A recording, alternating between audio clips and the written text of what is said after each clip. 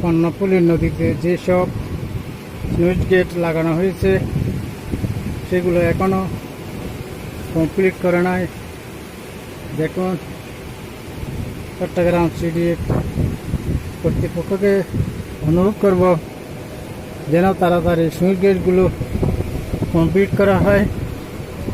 দেখুন, এখানে জল যখন বেশি হবে তখন শহরে অটোমেটিক পানি ঢুকে যাবে। সেই জন্য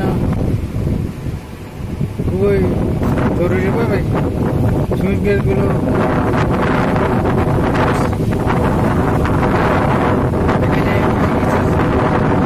জেলেরা কর্ণফুলী নদীতে মাছ ধরছে, জাল মারতেছে।